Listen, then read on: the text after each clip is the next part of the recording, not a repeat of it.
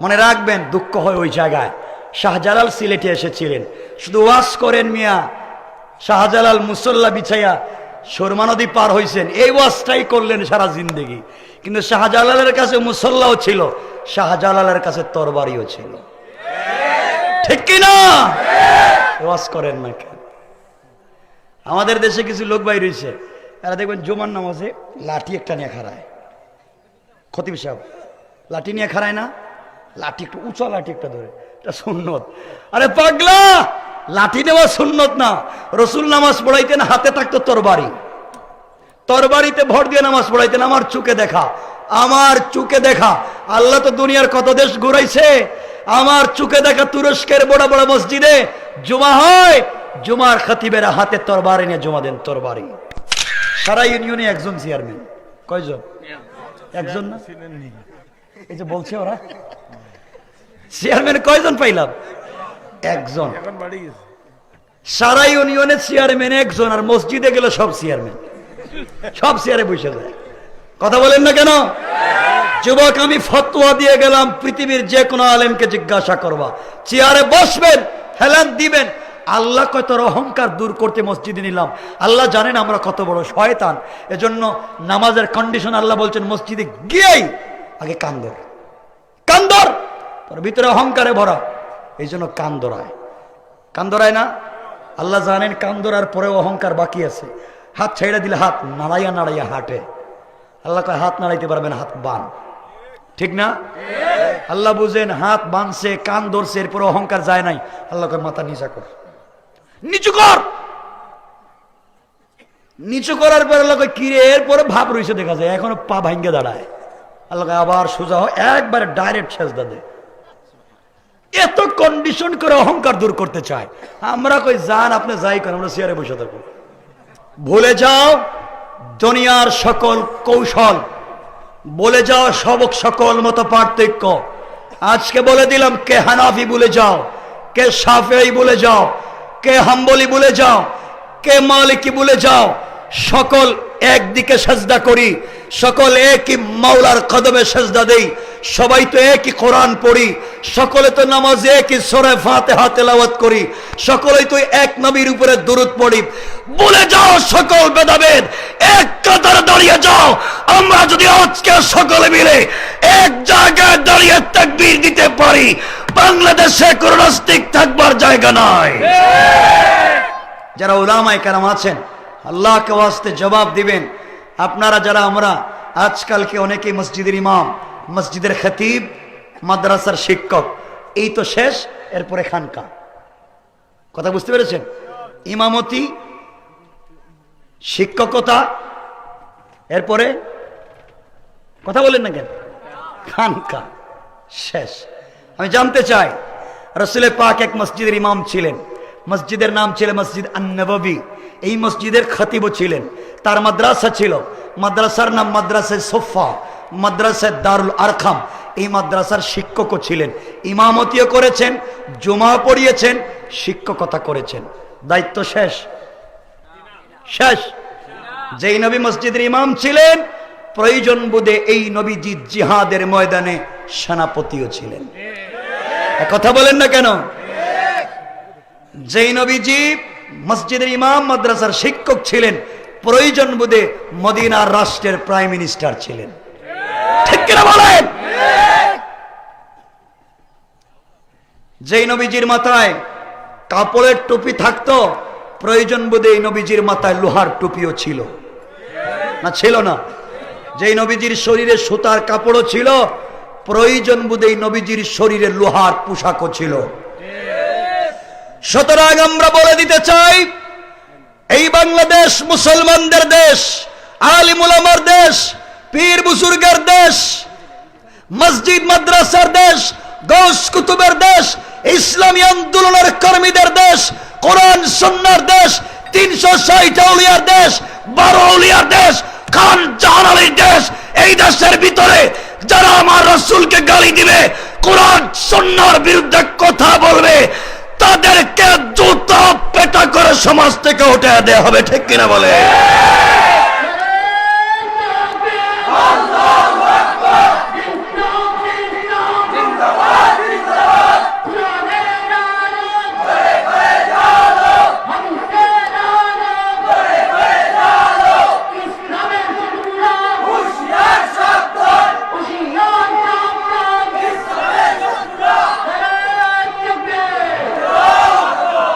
কয়েকদিন আগে ভারতের হাইকোর্টে শিয়াদের ওয়াকফ বোর্ডের সাবেক চেয়ারম্যান সে রিট করেছে কোরআনের 26টা আয়াতকে বাতিল করে দিতে। শিয়ারা নামাজ পড়ে না, রোজা রাখে না, হজ করে না, যাকাত দেয় না, কোরবানি করে না, সবই করে। আমরা যা করি তারাও তা করে, কিন্তু কোরআনকে আয়াতকে অস্বীকার করার কারণে কাফের না মুসলিম? সবাই বলেন কাফের।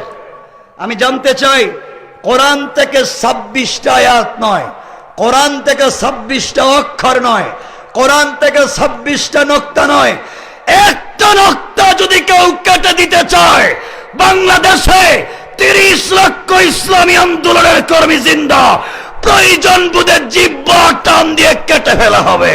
ঠিক কিনা বলে? কোরআনকে গবেষণা করতে হবে। আজকে আমি আর তুমি ম্যাথ অঙ্ক করতে যদি কোনো বিপদে পড়ে যাই, কোরআনকে জিজ্ঞাসা করো, কোরআন জবাব দিবে। তুমি যদি ফিজিওলজিতে প্রবলেমে পড়ে যাও, কোরআনকে জিজ্ঞাসা করো, কোরআন জবাব দিবে। তুমি যদি বায়োলজিতে কোনো প্রবলেমে পড়ে যাও, কোরআনকে জিজ্ঞাসা করো, কোরআন সমাধান দিবে। তুমি যদি জেনারেল সায়েন্সে কোনো সমস্যায় পড়ে যাও, কোরআনকে জিজ্ঞাসা করো, কোরআন জবাব দিবে। তুমি যদি মেডিকেল সায়েন্সে কোনো প্রবলেমে পড়ে যাও, কোরআনকে জিজ্ঞাসা করো, কোরআন জবাব দিবে। তুমি মঙ্গল গ্রহ সম্পর্কে জানো না, কোরআনকে জিজ্ঞাসা করো, কোরআন জবাব দিবে। তুমি চন্দ্র সূর্য সম্পর্কে জানো না, কোরআনকে জিজ্ঞাসা করো, কোরআন জবাব দিবে। আল্লাহ তো বলেছেন তিবিয়ানান লিকুল্লি শাই, আমি কিয়ামত পর্যন্ত যা দিব, দুনিয়ায় যত সমস্যা আসবে সকল সমস্যার সমাধান দিয়ে পূর্ণাঙ্গ ব্যাখ্যা স্বরূপ নাজিল করেছি আল কোরআন। যে আমার কোনটা ভালো কোনটা খারাপ বুঝতেন না, এই অমর আসলেন রাসূল পাকের কাছে, এমন একজনের কাছে আসলেন, আরে জানেন না তোমার আর আমার চরিত্রের সার্টিফিকেট দেয় কে? মিথ্যা কথা বলবেন না। আল্লাহ, আল্লাহ ঠেকছে না আমার আপনার দিবে। তোমার আর আমার চরিত্রের সার্টিফিকেট দেন ইউনিয়নের চেয়ারম্যান। ইউনিয়নে গিয়া দেখেন চারিত্রিক সনদ আছে না নাই? আছে। ইউনিয়নে গিয়া দেখেন চারিত্রিক সনদ দে। এরপরে দেন কে? পৌর মেয়র। যারা চারিত্রিক সনদ দে, খবর নিয়ে দেখেন যে দে তারও ঠিক নাই চরিত্র, যারা দে তারও ঠিক নাই। কথা বলেন না কেন? এক লোক ব্রাহ্মণ বাজার এলাকার, এই এলাকার জমি দখল করছে, বিধবার ভাতার টাকা, বৃদ্ধের ভাতার টাকা, বাচ্চাদের স্কুলের দুধের টাকা, মসজিদের কেসের টাকা, মাদ্রাসার কেসের টাকা সব মাইরা খায়া চেয়ারম্যানের কাছে গিয়ে বলছে, আঙ্কেল কি 500 টাকা দিমু, আমাকে একটা চারিত্রিক সনদ দাও। থ্যাংক ইউ, তোমার মতো ভালো মানুষের হয় না, 500 টাকা দাও। লেখা দিছে চরিত্র ভালো। আরে শোনো, যে লেখা দিল তার চরিত্র ঠিক নাই, যারা দিল তার ঠিক নাই। আর আমার নবীর চরিত্রের সার্টিফিকেট দিয়েছেন আরশে আজিমের মালিক স্বয়ং আল্লাহ। আল্লাহ বলছেন, মা আনতা বিনিআমাতি রাব্বিকা বিমাজনুন। বন্ধু, মানুষ তোমাকে পাগল বলে, তুমি পাগল না। সুদের বিরুদ্ধে কথা বলো, তুমি পাগল না। ঘুষের বিরুদ্ধে কথা বলো, তুমি পাগল না। আমি আল্লাহ বলছি, ইন্নাকা লাআলা খুলুকিন আযীম। আসমানের নিচে, জমিনের উপরে, আমি আল্লাহর পরে উত্তম চরিত্র একমাত্র তোমার। আল্লাহ বলছেন দুনিয়ার মানুষকে, শোনো, জান্নাতে যদি যেতে চাও, আমি আল্লাহকে যদি পেতে চাও, old testament, new testament, gospel, Bible, Gita, Veda, Tripitaka, secularism, communism, মার্ক্সবাদ, পুঁজিবাদ, সমাজতন্ত্র, তোমাদেরকে কোন তন্ত্র মন্ত্র জান্নাতে নিতে পারবে না। কেউ তোমাকে জান্নাতের পথ দেখাতে পারবে না। জান্নাতে যদি যেতে হয়, লাকাদ কানা লাকুম ফি রাসূলিল্লাহি উসওয়াতুন হাসানা। আমি আমার নবীর মধ্যে উত্তম আদর্শ রেখে দিয়েছি। বাবা হিসাবে শ্রেষ্ঠ, স্বামী হিসাবে শ্রেষ্ঠ, সন্তান হিসাবে শ্রেষ্ঠ, রাষ্ট্রপ্রধান হিসাবে শ্রেষ্ঠ, ইমাম হিসাবে শ্রেষ্ঠ, খতিব হিসাবে শ্রেষ্ঠ, ব্যক্তি জীবন থেকে রাষ্ট্র জীবন পর্যন্ত সকল জায়গায় শ্রেষ্ঠ। নেতা যদি মানতে হয়, আমার নবীকে মানো। অসুবিধা হচ্ছে? আচ্ছা বলেন, নবীজির জামানায় বঙ্গভবন চলতো কি দিয়া? গণভবন চলতো কি দিয়া? কি দিয়া? মন্ত্রণালয় চলতো কি দিয়া? সচিবালয় চলতো কি দিয়া? ডিসি অফিস চলতো কি দিয়া? টিওন অফিস চলতো কি দিয়া? ইউএন অফিস চলতো কি দিয়া? মসজিদ চলতো কি দিয়া? সব চলতো কোরআন দিয়া। আর আজকের কোরআন মন্ত্রণালয়ে আছে, কথা বলে না কেন, সচিবালয়ে আছে, সংসদে আছে, গণভবনে আছে, বঙ্গভবনে আছে, ডিসি অফিসে আছে, টিওনো অফিসে আছে, ইওনো অফিসে আছে, কোন জায়গায় নাই। কোরআনকে বানাইছেন মসজিদে। কোথায় কোথায়? শয়তানি করেন না, খাইবেন। আল্লাহ বলছেন, আল্লাহ আফসোস করে বলছেন, ইয়া আইয়ুহাল ইনসান, এ মানুষ, মা গাররাকা বিরাব্বিকাল কারীম, কে তোমাদেরকে ধোঁকা দিয়েছে আমার মত মহান রব থেকে? অথচ আল্লাযী খালাকাকা, আমি তোমাদেরকে বানিয়েছি, তোমরা আমাকেই চিনো না। আর যুবক যারা আছে একটু হাত উঠাও, যুবক যারা আছে একটু হাত উঠাও, যুবক ঠিক আছে তো? হাত নামাও। আমি কিছু বললে শুনবা তো? বাংলাদেশ না গোটা দুনিয়ার মুফতিদেরকে ফতোয়া জিজ্ঞাসা করবে। আমি বলছি যেই মসজিদে চেয়ার থাকবে, যুবকেরা চেয়ারে পেট্রোল দিয়ে জ্বালাইয়া দিবা, ঠিক কিনা বলো? তুমি মার্কেটে যাও, বাজারে যাও, দোকানে যাও, কাজ করো, কৃষি কাজ করো, পাঁচতলায় উঠো আর নামো, সব পারো, মসজিদে গিয়ে চেয়ারে বসে যায়।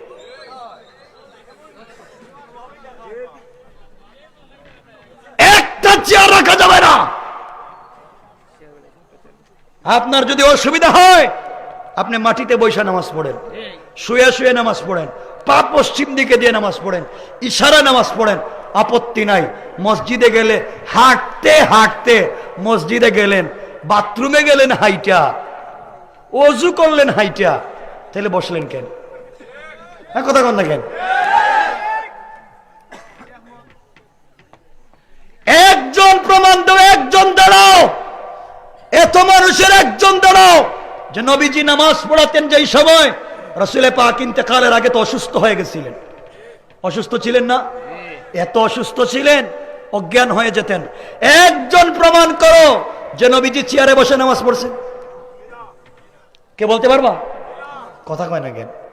নবীজি চেয়ারে নামাজ পড়ছেন, একজন সাহাবী পড়ছেন। মসজিদে চেয়ার রাখা যাবে না, ঠিক আছে তো? কথা কয় না কেন? মসজিদে চেয়ার রাখা যাবে? কোন চেয়ার নাই মসজিদে। আর যদি চেয়ার যদি রাখতেই হয় মসজিদে, টুল, চেয়ার না, হেলান দেওয়া যায় না। 1 মিনিটে বলি, এক ভাই ওকে আসছে, ওই যে এক ভাই একটা বই নিয়ে আসছে, এই যে স্টেজের কর্নারে আপনারা নিয়ে যেতে পারবেন। বইটা আমার লেখা, আর আমার লেখা বই আছে মার্কেটে 60টা, আলহামদুলিল্লাহ আপনাদের দোয়া 60টা। এই বইটা কেন নিল বলি 1 মিনিটে।